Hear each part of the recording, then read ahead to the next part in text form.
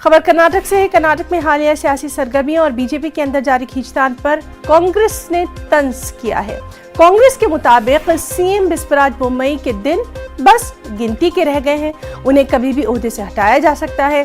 कांग्रेस के मुताबिक कुर्सी के लिए तलवारबाजी भी शुरू हो गई है। बीजेपी में कांग्रेस ने यह पूछा है कि सीएम को बदलने की वजह बसवराज बोम्मई की इंतजामी नाकामी है या फिर बीएस येदियुरप्पा का गुस्सा है। कांग्रेस की जानिब से यह तबसरा बीजेपी रुकन असेंबली बी सुरेश गौड़ के उस बयान के बाद आया जिसमें उन्होंने कहा था कि पार्टी आला क़यादत वज़ीर आला बसवराज बोम्मई को हटाने के बारे में सोच रही है। हालांकि बीजेपी बोम्मई को हटाने की बात की तरदीद कर रही है।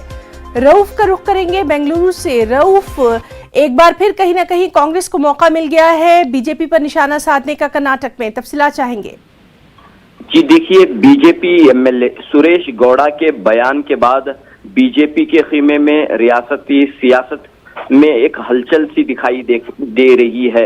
यहाँ पर सुरेश गौड़ा ने ये दावा किया है कि पार्टी आला कमान बसवराज बोम्मई को हटाने पर गौर कर रही है। तो इस बयान के फौरी बाद जो है कांग्रेस का रद्द अमल जो सामने आया है वो ये है कि बहुत जल्द जो है सीएम की तब्दीलियां, वजीर आला का अहदा बदलने वाला है। वजीर आला, एक नया वजीर आला यानी तीसरा वजीर आला आ सकता है, ये कांग्रेस का ट्वीट है। और उन्होंने कहा कि 40% कमीशन की जो सरकार चल रही है हर महाज में नाकाम हुई है और इस बात को देखते हुए बीजेपी जो है इस पर खफा है। बीजेपी की आला कमान जो है वजीर आला से नाखुश है, लेकिन इसका जवाब देते हुए आज जो बयान आया है बीजेपी के एक सीनियर लीडर काबीना वजीर का जो बयान आया है, आर अशोक का बयान काफी अहमियत रखता है। आर अशोक ने कहा कि कांग्रेस पहले अपने गिरेबान में झांक कर देख ले।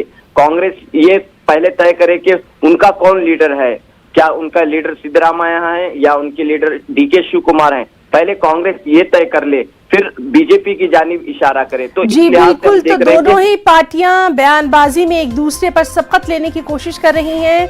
सियासत का रुख अब क्या रहेगा उस पर लगातार नजर बनी रहेगी। बहुत बहुत शुक्रिया रऊफ आपका तमाम